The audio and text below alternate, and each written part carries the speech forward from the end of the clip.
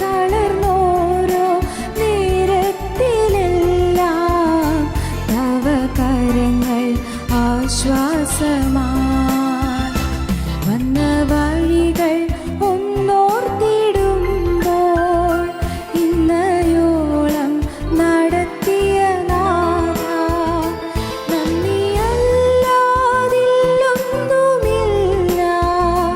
എന്നും കരുതലിൽ വഹിച്ചവനേ.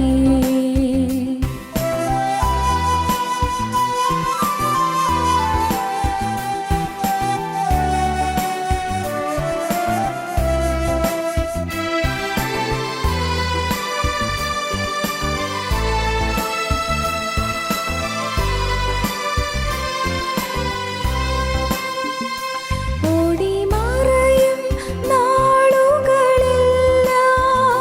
ഓർപ്പിക്കുന്നു നിൻ കാരുണ്യം.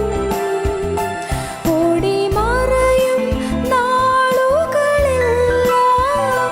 ഓർപ്പിക്കുന്നു നിൻ കാരുണ്യം. ഓരോ ജീവിത നിമിഷങ്ങളെല്ലാം ഓർത്തിടുന്നു തവ സാന്നിധ്യം. ഓരോ ജീവിത നിമിഷങ്ങളെല്ലാം ഓർത്തിടുന്നു തവ സാന്നിധ്യം. വന്ന വഴികൾ ഒന്നോർത്തിടുമ്പോൾ ഇന്നയോളം നടത്തിയ നാഥ, നന്ദിയല്ലാതില്ലൊന്നുമില്ല. എന്നും കരുതലിൽ വഹിച്ചവനേ. വന്ന വഴികൾ ഒന്നോർത്തിടുമ്പോൾ ഇന്നയോളം നടത്തിയ നാഥ, നന്ദിയല്ലാതില്ലൊന്നുമില്ല. എന്നും കരുതലിൽ വഹിച്ചവനേ. നന്ദിയല്ലാതില്ലൊന്നുമില്ല. എന്നും കരുതലിൽ വഹിച്ചവനേ.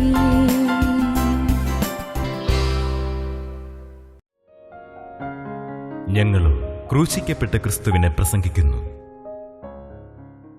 ദൈവ തിരുനാമത്തിൻ്റെ മഹത്വം ഉണ്ടാകട്ടെ. ഉൽപ്പത്തി പുസ്തകം 32-ാം അധ്യായം 7-ാം വാക്യം. അപ്പോൾ യാക്കോബ് ഏറ്റവും ഭ്രമിച്ചു, ഭയവശനായി. തന്നോടുകൂടി ഉണ്ടായിരുന്ന ജനത്തെയും ആടുകളെയും കന്നുകാലികളെയും ഒട്ടകങ്ങളെയും 2 കൂട്ടമായി വിഭാഗിച്ചു. ഏശാവ് ഒരു കൂട്ടത്തിന് നേരെ വന്ന് അതിനെ നശിപ്പിച്ചാൽ മറ്റേ കൂട്ടത്തിന് ഓടിപ്പോകാമല്ലോ എന്ന് പറഞ്ഞു.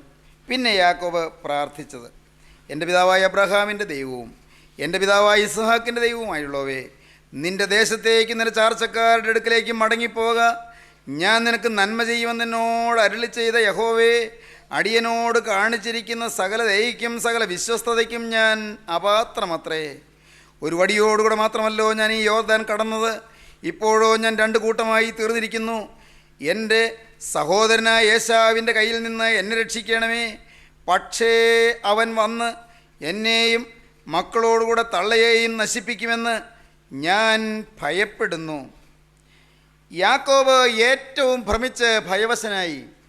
യാക്കോബ് പറഞ്ഞു, ഞാൻ നശിക്കാൻ സാധ്യത, എൻ്റെ മക്കൾ നശിക്കാൻ സാധ്യത, എൻ്റെ ഭാര്യ നശിക്കാൻ സാധ്യത. എൻ്റെ സഹോദരനായ ഏശാവിൻ്റെ കയ്യിൽ നിന്ന് എന്നെ രക്ഷിക്കണമേ. പക്ഷേ അവൻ വന്ന് എന്നെയും മക്കളോടുകൂടെ തള്ളയെയും നശിപ്പിക്കും എന്ന് ഞാൻ ഭയപ്പെടുന്നു. പേടിയാണ്. യാക്കോബ് പേടിച്ചു. ഭയരഹിത ജീവിതം, ഭയമില്ലാത്ത ജീവിതം പ്രിയപ്പെട്ടവരെ നമുക്ക് സ്വപ്നം കണ്ടാൽ പോരാ, അനുഭവിക്കണം. യാക്കോബ് ഭയന്നു. ഭയം കൊണ്ട് യാക്കോബ് വീർപ്പുമുട്ടി. യാക്കോബ് ഭയപരവശനായി. യാക്കോബ് സംഭ്രമിച്ച് വിവശനായി തീർന്നു. യാക്കോബ് പരിഭ്രാന്തനായി തീർന്നു. ഒരു 20 കൊല്ലം മുൻപ് യാക്കോബ് അപ്പൻ്റെയും അമ്മയുടെയും സഹോദരനായ ഏശാവിൻ്റെയും ഒരുമിച്ച് താമസിച്ചിരുന്നപ്പോൾ അവിടെ നിന്നൊരു രാവിലെ സമയം യാക്കോബ് പ്രാണരക്ഷാർത്ഥം ഓടിപ്പോയതാണ്. അന്ന് തീരെ യുവാവാണ്. രാവിലെ നേരം വെളുക്കുന്നതിന് മുൻപ് അമ്മ യാക്കോവിനെ വിളിച്ചുണർത്തി. റിബേക്ക പറഞ്ഞു, മോനെ, നീ ഇത് കയ്യിൽ വെച്ചുകൊള്ളൂ. ഈ പൊതിയിൽ അപ്പമുണ്ട്, ഈ തുരുത്തിയിൽ വെള്ളമുണ്ട്. മരുഭൂമിയിൽ കൂടി ഓടിപ്പോകൂ. നീ അങ്ങ് ദൂരെ 600 നാഴിക ദൂരെ ഹാരാനിലേക്ക് ഓടിപ്പോകൂ. ഞാൻ ജനിച്ചു വളർന്ന വീട്ടിലേക്ക്, എൻ്റെ സഹോദരനായ ലാബാൻ്റെ വീട്ടിലേക്ക്, എൻ്റെ അപ്പനായ ബെഥുവേലിൻ്റെ വീട്ടിലേക്ക് മോനെ നീ വേഗം ഓടിക്കോ. നിൻ്റെ സഹോദരനായ ഏശാവ് നിന്നെ കൊല്ലാൻ പരിപാടി ഇട്ടിരിക്കുന്നു. കുഞ്ഞേ, മക്കൾ രണ്ടുപേരും ഞാൻ എങ്ങനെ കണ്ടുകൊണ്ടിരിക്കും? നിങ്ങൾ രണ്ടുപേരും ഒരു ദിവസം മരിക്കുന്നത് ഞാൻ എങ്ങനെ കാണും? അമ്മ പറഞ്ഞത് വളരെ അർത്ഥവത്താണ്. റിബേക്ക പറഞ്ഞത് സത്യമാണ്. യാക്കോവിനും ഉണ്ടല്ലോ ആരോഗ്യവും കയ്യും കാലുമെല്ലാം. ഏശാവ് കൊല്ലാൻ വന്നാൽ യാക്കോവ് വെറുതെ നിൽക്കുമോ? രണ്ടുപേരും അപകടപ്പെടാൻ സാധ്യത അമ്മ കണ്ടു. സ്വന്തം സഹോദരൻ യാക്കോവിനെ കൊല്ലുമെന്നുള്ള പേടി. യാക്കോവ് അമ്പരപ്പിലായി. യാക്കോവ് ഭയവിവശനായി. 20 കൊല്ലം മുൻപ് അന്ന് അമ്മ പറഞ്ഞ വാക്ക് കേട്ടുകൊണ്ട് നേരം പരവരാ വിളിക്കുന്നേയുള്ളൂ. യാക്കോവ് ഓട്ടം ആരംഭിച്ചു. ഇടയ്ക്കിടയ്ക്ക് അവൻ തിരിഞ്ഞു നോക്കും. ബെർസേബ മരുഭൂമിയിൽ കൂടി ഓടി പോകുമ്പോൾ കൈകാലുകൾ കുഴയുന്നുണ്ട്, ശരീരം തളരുന്നുണ്ട്, വിയർത്ത ദേഹം ഒലിക്കുന്നുണ്ട്. ഇതാ കണ്ണുകൾ മങ്ങിപ്പോകുന്നോ എന്ന് തോന്നുന്നു. ഉഷ്ണക്കാറ്റടിക്കുന്നുണ്ട്.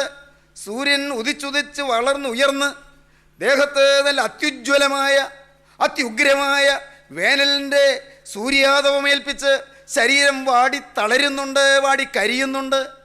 വശങ്ങളിൽ നടിക്കുന്ന ചുടുകാറ്റ്, ആ ചുടുകാറ്റേറ്റ് ശരീരം കരുവാളിക്കുന്നുണ്ട്. യാക്കോവ് ചുട്ടുപഴുത്ത മണൽത്തരികളിലൂടെ നടന്ന് കാല് കുഴയുന്നുണ്ട്. യാക്കോവ് അലഞ്ഞു. ഇടയ്ക്കിടയ്ക്ക് തിരിഞ്ഞു നോക്കും. പ്രിയപ്പെട്ടവരെ, യാക്കോവിന് ഓർമ്മയുണ്ട് ആ ഭയം എന്നുള്ള ഓട്ടം. 20 കൊല്ലം കഴിഞ്ഞ് ഇന്നും അതേ ഭയം തന്നെ. 20 കൊല്ലം കഴിഞ്ഞിട്ടും ഭയം മാറിയില്ല.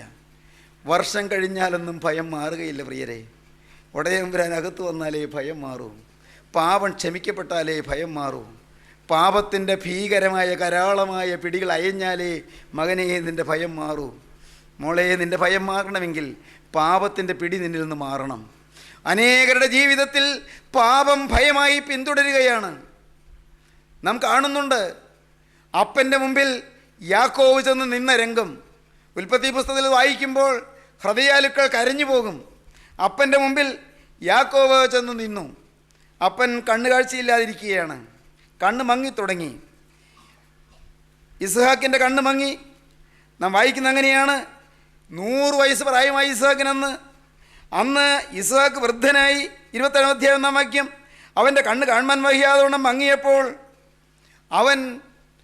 ഇസ്ഹാക്ക് മൂത്ത മകനായ ഏശാവിനെ വിളിച്ചു. മോനെ, നീ എനിക്ക് രുചികരമായ ആഹാരം പാകം ചെയ്തുകൊണ്ട് വരൂ. എനിക്ക് നല്ല രുചികരമായ ഭക്ഷണം പാകം ചെയ്തുകൊണ്ട് വരൂ. ഞാനത് കഴിച്ച് ഭക്ഷിച്ച് തൃപ്തനായി ഞാൻ നിന്നെ ഒന്ന് അനുഗ്രഹിക്കട്ടെ. അപ്പൻ പറഞ്ഞു. യാക്കോബ് ഈ വിവരം അറിഞ്ഞു. യാക്കോബ് അറിയാൻ കാരണം റിബേക്ക അറിഞ്ഞു. അമ്മയ്ക്ക് ഈ ഇളയ മോനോടാണ് ഇഷ്ടം. എല്ലാം ദൈവികമാണ്. അതിപ്പോൾ പറയാനുള്ള സമയമല്ല. ഈ അമ്മയ്ക്ക് ഇളയ മോനോട് ഇഷ്ടം വന്നത് അത് അവിടെ ആ കാര്യത്തിൽ പാപമല്ല. മക്കളോട് എല്ലാവരോടും ഒരേ ഇഷ്ടം തന്നെയാണ് വേണ്ടത്, ശരിയാണ്. പക്ഷേ ഇവിടെ സ്വർഗത്തിലെ ദൈവം അനുഗ്രഹീതമായ ഒരു ജനതയായി വളർത്താനും ഉയർത്താനും പെരുപ്പിക്കാനും വർദ്ധിപ്പിക്കാനും വികസിപ്പിക്കാനും വ്യാപരിപ്പിക്കാനും ദൈവം ആഗ്രഹിക്കുന്ന യാക്കോബിൻ്റെ സന്തതി തലമുറയെയാണ്. ഭാഗ്യവശാൽ റിബേക്കയ്ക്ക് അറിയാം. റിബേക്ക കരുതി ഏശാവിനെ അപ്പൻ അനുഗ്രഹിക്കുന്നതിന് മുൻപ് യാക്കോബിന് അനുഗ്രഹം പിടിച്ചു പറ്റണമെന്ന്. റിബേക്ക മോനെ വിളിച്ച് പറഞ്ഞു, മോനെ, അമ്മ ഒരു ആട്ടിൻകുട്ടിയെ പാകം ചെയ്തിട്ടുണ്ട്, അമ്മ ഒക്കെ തയ്യാറാക്കിയിട്ടുണ്ട്. മോൻ ചെല്ല്, അപ്പൻ്റെ അടുക്കൽ ചെല്ല്. അപ്പനോട് പറ, ഞാൻ നിൻ്റെ ആദ്യാദിന് ഏശാവ് തന്നെയാണ്. അപ്പ ഞാൻ കൊണ്ടുവന്നിരിക്കുന്ന ഭക്ഷണം അപ്പൻ കഴിച്ച് എന്നെ അനുഗ്രഹിക്കണം. സഹോദരങ്ങളെ, ഇത് ജഡികമായ ചിന്തയോടുകൂടി ഭൗതികമായ ആലോചനയോട് വായിച്ചാൽ ഇത് ഈ വേദപുസ്തകത്തിൽ ഇതൊക്കെ എഴുതി വച്ചിരിക്കുന്നത് അങ്ങനെയുള്ള സൂത്രവും കൗശലവും പ്രയോഗിക്കുന്ന ആ യാക്കോവിൻ്റെ സന്തതി പരമ്പര അനുഗ്രഹിക്കപ്പെട്ടു എന്നൊക്കെ പറയുന്നത് എന്ത് എന്ന് ചോദ്യങ്ങൾ ഉയരാം. റിബല്യസ് തിങ്കിങ്സ് നിങ്ങളുടെ ഹൃദയത്തിൽ വരാം. മത്സര മനോഭാവം നിങ്ങളുടെ ഹൃദയത്തിൽ വരാം. ആത്മീയമായ അതിൻ്റെ അർത്ഥം ഗ്രഹിച്ചെങ്കിൽ മാത്രമേ നമ്മുടെ ഹൃദയത്തിന് ആന്തരികമായ അത്ഭുത സത്യങ്ങൾ വെളിവായി കിട്ടുകയുള്ളൂ. യാക്കോബ് അപ്പൻ്റെ മുമ്പിൽ ചെന്നു. അപ്പാ, നീ ആരാ മോനെ? അപ്പന് കണ്ണു കാഴ്ചയില്ലല്ലോ. ഞാൻ നിൻ്റെ ആദ്യം അതിന് ഏശാവ്, മോനെ നീ അടുക്ക വന്നേ, ഞാൻ നോക്കട്ടെ, ഇതിൻ്റെ ശബ്ദം കേട്ടിട്ട് യാക്കോബിൻ്റെ ശബ്ദം പോലെ ഇരിക്കുന്നുണ്ട്, നീ അടുക്ക വന്നേ. മോനടുക്ക ചെന്നു. പക്ഷേ അതും കരുതിയാ ചെന്നത്. ഈ ഏശാവിൻ്റെ ശരീരം രോമാവൃതമാണ്, യാക്കോബിൻ്റെ ശരീരം അങ്ങനെയല്ല. ഏശാവിൻ്റെ ശരീരം രോമാവൃതമായിരിക്കുന്നത് പോലെ ആട്ടിൻ തോൽ കൊണ്ട് കഴുത്തും കൈയും ഒക്കെ പൊതിഞ്ഞാണ് യാക്കോബ് ചെന്നിരിക്കുന്നത് അപ്പനെ കബളിപ്പിക്കാൻ. കണ്ണുകാഴ്ചയില്ലാത്ത അപ്പനെ തന്ത്രപൂർവ്വം കൗശലപൂർവ്വം കബളിപ്പിക്കാൻ വേണ്ടി യാക്കോബ് കഴുത്തും കൈയും ആട്ടുരോമം കൊണ്ട് പൊതിഞ്ഞാണ് ചെന്നിരിക്കുന്നത്. മോനെ നീ അടുക്കൽ വന്നേ. അടുക്കൽ ചെന്നു. യാക്കോബ് അടുക്കൽ ചെന്നു. മോനെ നീ ഏശാവ് തന്നെയോ? അതേ അപ്പാ, ഞാൻ ഏശാവ്. നീ അടുക്ക വന്നേ. ചേർത്ത് നിർത്തി. കഴുത്തിൽ തപ്പി, കയ്യിൽ തപ്പി. അപ്പം പറയുകയാണേ, ശബ്ദം യാക്കോബിൻ്റെ ശബ്ദം, ശരീരം ഏശാവിൻ്റെ ശരീരം. പാവം വൃദ്ധനായ പിതാവ് ആ പറഞ്ഞ വാക്കുകൾ ഒരു കൂസലുമില്ലാതെ യാക്കോബ് കേട്ടുകൊണ്ട് നിന്നു. പ്രിയപ്പെട്ടവരെ, അനുഗ്രഹമെല്ലാം പിടിച്ചു പറ്റി. ഞാൻ ആ ഭാഗം കൂടുതൽ വിവരിക്കുന്നില്ല, പക്ഷേ ഒന്ന് ഞാൻ പറയാം. ആ പാവം ഇതാ വർഷങ്ങൾ പിന്തുടരുകയാണ്. ഏശാവ് അരിശപ്പെട്ടു, കോപിച്ചു, അനുഗ്രഹം അപഹരിച്ച സ്വന്തം സഹോദരനെ കൊല ചെയ്യണമെന്ന് ഏശാവ് പരിപാടിയിട്ടു. യാക്കോബ് ഓടിപ്പോകേണ്ടി വന്നു. അതിനിടയ്ക്ക് ഒരു സംഭവം കൂടി നടന്നു. എന്താണ്? ഏശാവ് ഒരു വയർ പായസത്തിന് വേണ്ടി സ്വന്തം ജ്യേഷ്ഠാവകാശം യാക്കോവിന് കൊടുത്തുപോയിരുന്നു. ഏശാവിന് പറ്റിയൊരു അപകടം അതാണ്. ഒരു വയർ പായസം, മധുരമായ നല്ല രുചികരമായ പായസം പാത്രത്തിൽ ചുവന്ന് തിളങ്ങുന്നത് കണ്ടപ്പോൾ അതിൻ്റെ മാധുര്യം നുണഞ്ഞുകൊണ്ട് ആസ്വദിച്ചുകൊണ്ട് പായസം എനിക്ക് കുറെ തരണമെന്ന് ഏശാവ് യാക്കോവിനോട് ചോദിച്ചു. ജ്യേഷ്ഠാവകാശം അലക്ഷ്യമാക്കി കളഞ്ഞു. ജ്യേഷ്ഠാവകാശം അലക്ഷ്യമാക്കി കളഞ്ഞ ആ ഏശാവ് അനുഗ്രഹം വാസ്തവത്തിൽ അലക്ഷ്യമാക്കി കളയുകയാണ് ചെയ്തത്. ഏതായാലും യാക്കോബ് ഏശാവിൻ്റെ ഒരു വലിയ പ്രതികാരാഗ്നിയിൽ കത്തിക്കരിയാൻ പോകുന്നു എന്ന് മനസ്സിലായി. പ്രതികാരത്തിൻ്റെ തീയിൽ, പ്രതികാരദാഹത്തോടെ ഏശാവ് പിറകെ വരികയാണെന്ന് യാക്കോവിന് മനസ്സിലായി. യാക്കോബ് ഓടി. 20 വർഷം കഴിഞ്ഞു.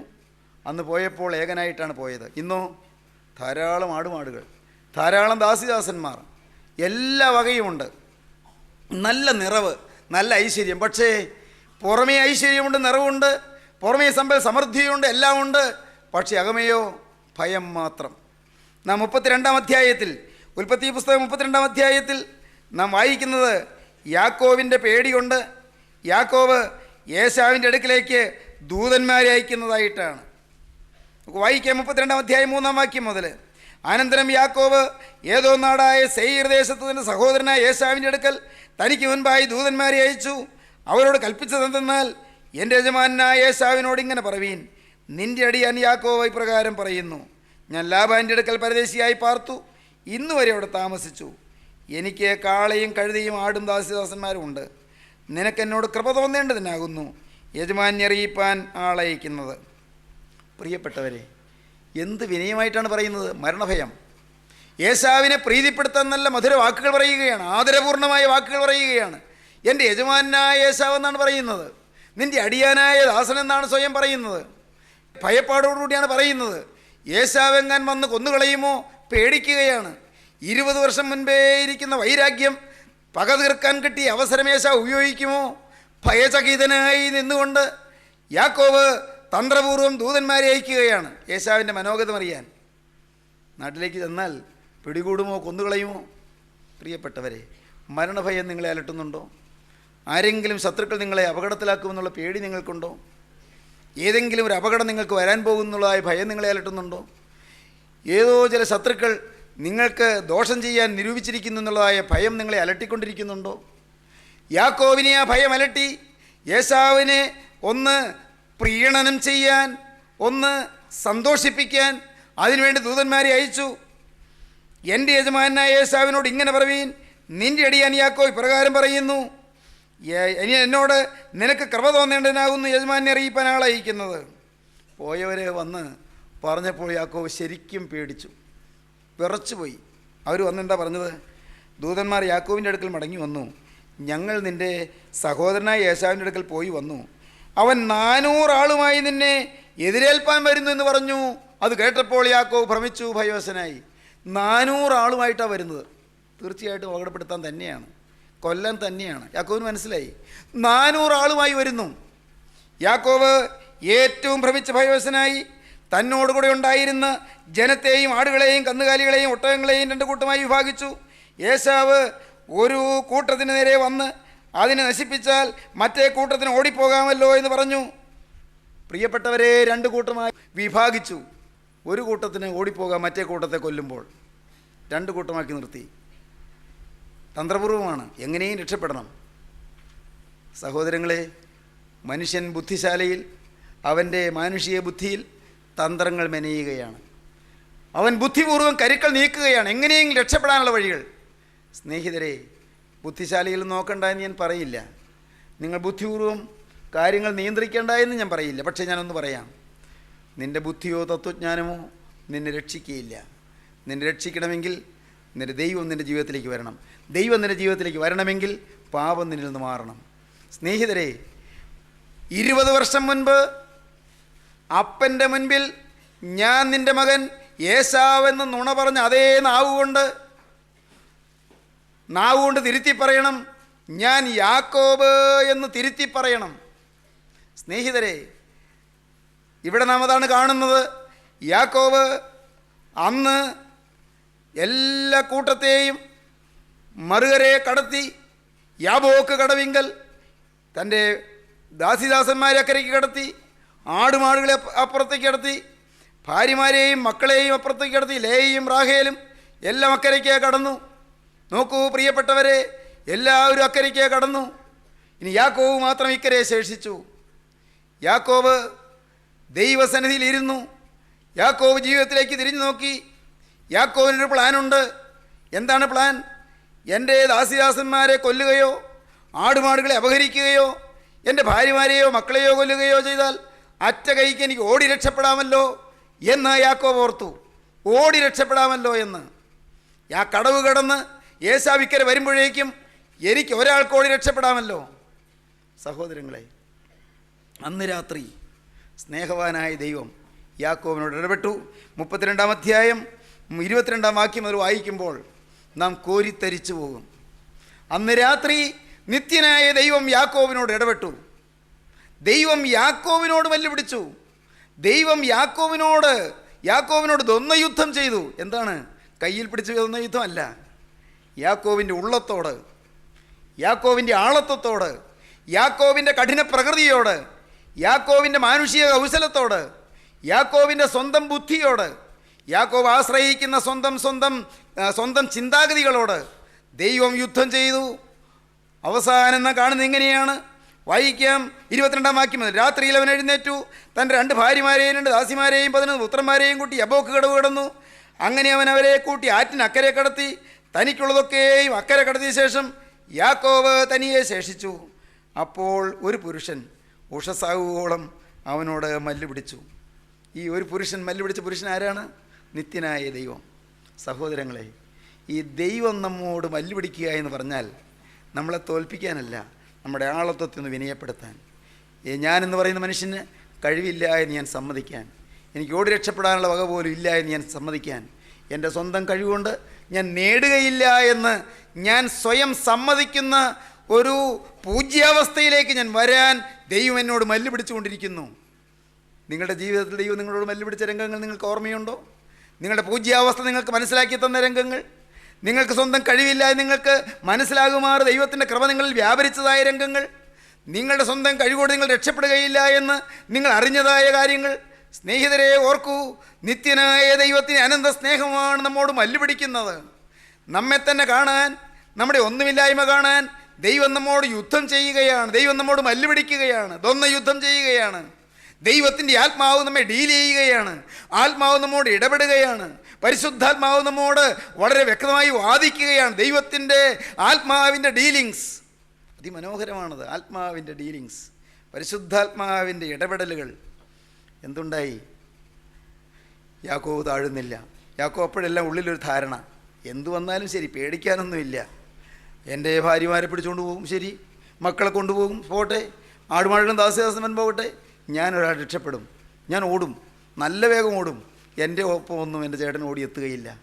യാക്കോബിന് സ്വന്തം ഒരു ധൈര്യമുണ്ട്, സ്വന്തം ഒരു ശക്തിയുണ്ട്. പ്രിയപ്പെട്ടവരെ, സ്വന്തം ശക്തിയിൽ ആശ്രയിക്കുന്നവർ ഇന്ന് ഈ വാക്കുകളെ കേൾക്കുമ്പോൾ ഒന്ന് ചിന്തിക്കണമേ. മോനെ, നിൻ്റെ സ്വന്തം ശക്തിയിൽ നിനക്ക് രക്ഷയില്ല. സ്വന്തം ബുദ്ധി കൊണ്ട് നീ നേടുകയില്ല. സ്വന്തം പ്രാപ്തി കൊണ്ട് രക്ഷപ്പെടാമെന്ന് ധരിക്കണ്ട. അവസാനം എന്തുണ്ടായി? അവനെ ജയിക്കയില്ല എന്ന് ആ പുരുഷൻ കണ്ടപ്പോൾ ആ പുരുഷൻ അവൻ്റെ തുടയുടെ തടം തൊട്ടു. ആകയാൽ അവനോട് മല്ലുപിടിക്കയിൽ യാക്കോബിൻ്റെ തുടയുടെ തടം ഉളുക്കിപ്പോയി. അറ്റ കൈ ദൈവം ചെയ്തു. യാക്കോബിൻ്റെ തുടയുടെ തടത്തിൽ കയറിയും തൊട്ടു, ഉളുക്കിപ്പോയി. അയ്യോ, പറ്റി, അപകടം പറ്റി. ഇനി ഓടാൻ പറ്റില്ല, ഓടി രക്ഷപ്പെടാൻ പറ്റില്ല. ഏശാവ് വന്നാൽ പെട്ടത് തന്നെ. എല്ലാം തകർന്നു. എൻ്റെ സഹോദരങ്ങളെ, ഇന്ന് ഞാൻ നിങ്ങളോട് വളരെ എളിമയോടെ പറയട്ടെ, തുടയുടെ തടം തൊട്ടാണെങ്കിലും കർത്താവേ, എന്നൊരു ഇസ്രായേലാക്കി മാറ്റണമേ. കർത്താവേ, ചില കെടുതികൾ വന്നാണെങ്കിലും, ചില നഷ്ടങ്ങൾ വന്നാണെങ്കിലും, ചില പരാജയങ്ങൾ സംഭവിച്ചാണെങ്കിലും, കർത്താവെ, പ്രിയപ്പെട്ടവർ വേർപെട്ടു പോയി.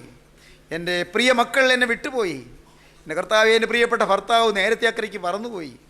എൻ്റെ ദൈവമേ, വലിയ കടം വന്നു, വലിയ നഷ്ടം വന്നു, വലിയ രോഗം വന്നു, വലിയ എതിർപ്പുകൾ വന്നു, വലിയ പ്രതിസന്ധികൾ വന്നു. കർത്താവേ, ഇതെല്ലാം എൻ്റെ സ്വയത്തെ തകർക്കാനുള്ള ഉപാധികളും മുഖാന്തരങ്ങളുമാക്കി മാറ്റി തരണമേ. നിൻ്റെ കൃപ എനിക്ക് ലഭിക്കുവാനുള്ള മുഖാന്തരമാക്കി തരണമേ.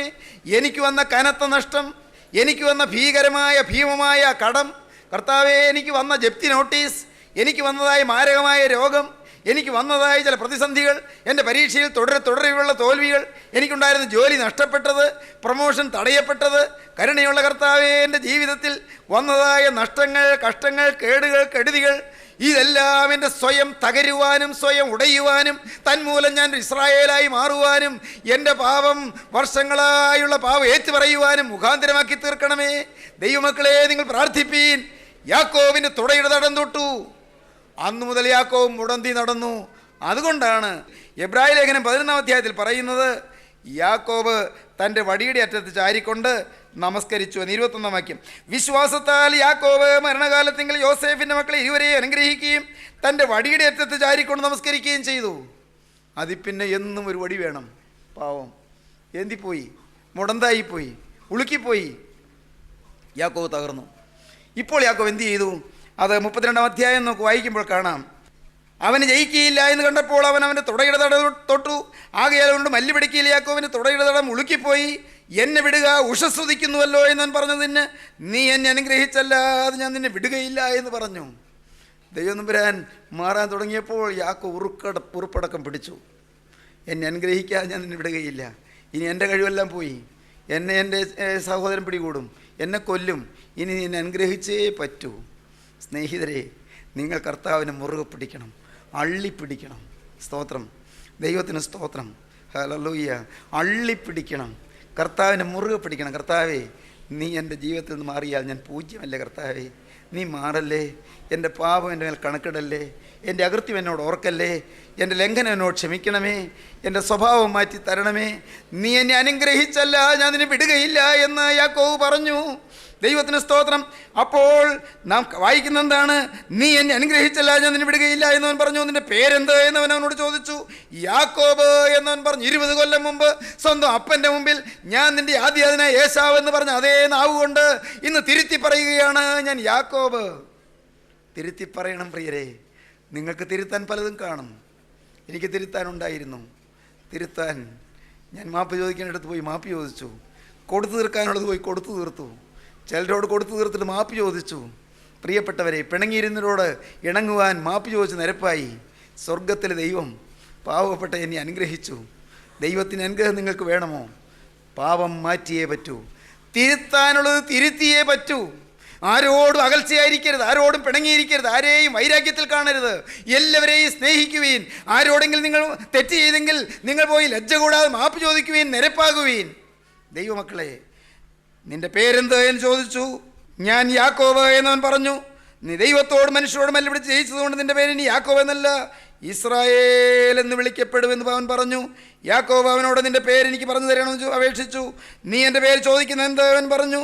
അവിടെ വെച്ച് അവനെ അനുഗ്രഹിച്ചു. ഞാൻ ദൈവത്തെ മുഖാമുഖമായി കണ്ടിട്ടും എനിക്ക് ജീവഹാനി വന്നില്ല എന്ന് യാക്കോബ് പറഞ്ഞു. ആ സ്ഥലത്തിന് പെനിയേൽ എന്ന് പേരിട്ടു. അവൻ പെനിയേൽ കടന്നു പോകുമ്പോൾ സൂര്യൻ ഉദിച്ചു. എന്നാൽ തുടയുടെ ഉളുക്ക് നിമിത്തം അവൻ മുടന്തി നടന്നു. സൂര്യൻ ഉദിച്ചു. ദൈവമക്കളെ, ഇന്ന് നിങ്ങളുടെ ഹൃദയത്തിൽ സൂര്യൻ ഉദിക്കണം, നീതി സൂര്യൻ ഉദിക്കണം, ഹൃദയത്തിൽ സൂര്യൻ ഉദിക്കണം. ഭയപ്പാട് മാറണം, കൂരിട്ട് മാറും, വേണമെങ്കിൽ മാറും. ഗോകുൽത്തായിൽ ഉദിച്ച നീതിയൻ സൂര്യൻ, ബേത്ലഹേം പുൽക്കൂട്ടിൽ പിറന്ന നീതിയൻ സൂര്യൻ, ഗലീല നാടുകളിലൂടെ സഞ്ചരിച്ച നീതിയൻ സൂര്യൻ. പ്രിയപ്പെട്ടവരെ, എറിഹോ തെരുവിൽ ദ്രവ്യാഗ്രഹിയായ സക്കായിയുടെ ഭവനത്തിലേക്ക് കടന്നു ചെന്ന നീതിയൻ സൂര്യൻ ഇന്ന് നിങ്ങളുടെ വീട്ടിലേക്ക് വരാൻ മനസ്സാണ്. മകളെ, നിൻ്റെ ഹൃദയത്തിലേക്ക് വരാൻ മനസ്സാണ്. മകനെ, നിൻ്റെ ഹൃദയത്തിലേക്ക് വന്ന് നിന്നെ അനുഗ്രഹിപ്പാൻ നീതിയൻ സൂര്യൻ നിൻ്റെ ഹൃദയത്തിൻ്റെ വാതിൽക്കൽ തട്ടി നിൽക്കുകയാണ്. അവനെ നീ ക്ഷണിക്കുവീൻ, അവനെ നീ വിളിക്കുവീൻ, അവനെ നീ എതിരേൽക്കുവീൻ, പാപത്തോട് യാത്ര പറയുവീൻ, പാപം ഏറ്റുപറഞ്ഞ് ഉപേക്ഷിപ്പീൻ, പുതിയ ജീവിതം നീ തുടങ്ങുവീൻ. നിൻ്റെ ഹൃദയം എന്തായാലും തുറന്നു പറയുവീൻ. പാപമില്ലാത്ത ജീവിതത്തിൻ്റെ സൗഖ്യവും സമാധാനവും സ്വാതന്ത്ര്യവും സന്തോഷവും ആശ്വാസവും നീ അനുഭവിപ്പീൻ. നവോന്മേഷം പ്രാപിപ്പീൻ, പുതു ചൈതന്യം പ്രാപിപ്പീൻ, പുതിയ ശക്തി നിങ്ങൾ പ്രാപിപ്പീൻ, പുതിയ ധൈര്യം നിങ്ങൾ പ്രാപിപ്പീൻ. ഭയപ്പാടുകളകലും, ശാന്തത വരും. ഞാൻ സമാധാനത്തോടെ കിടന്നുറങ്ങും. നീയല്ലോ യഹോവേ എന്നെ നിർഭയം വസിക്കുമാറാക്കുന്നത്. നമുക്ക് പ്രാർത്ഥിക്കാം. കാരുണ്യവാനായ ഞങ്ങളുടെ സ്വർഗീയ പിതാവേ, അൻപുള്ള വാഴ്ത്തപ്പെട്ട കർത്താവേ, ഈ നല്ല സമയത്തിനായി നന്ദിയോടെ സ്തോത്രം. എല്ലാവരെയും അനുഗ്രഹിക്കണമേ. വചനം കേട്ടവർക്ക് ധൈര്യം നൽകണമേ കർത്താവേ, പ്രത്യാശ നൽകണമേ കർത്താവേ, ഭയപ്പാടുകൾ അകറ്റണമേ കർത്താവേ. നീതിയൻ സൂര്യന്റെ പ്രഭാകന്തളം ഓരോരുത്തരുടെ ഹൃദയത്തിൽ വിരിയുമാറാകണമേ, ശോഭിക്കുമാറാകണമേ. എല്ലാവരെയും തഴുകണമേ, രോഗികളെ സൗഖ്യമാക്കണമേ, ഭയത്തിലും ഭീതിയിലിരിക്കുന്നവർക്ക് സമാധാനം നൽകണമേ, കുടുംബശാന്തി പകരണമേ കർത്താവേ, ഭൂതബാധകൾ അകറ്റണമേ കർത്താവേ, ഭയത്തിന്റെ ബാധകൾ നീക്കണമേ. എല്ലാവരെയും അനുഗ്രഹിക്കണമേ. യേശുക്രിസ്തുവിന്റെ ജയകരമായ നാമത്തിൽ തന്നെ. ആമീൻ.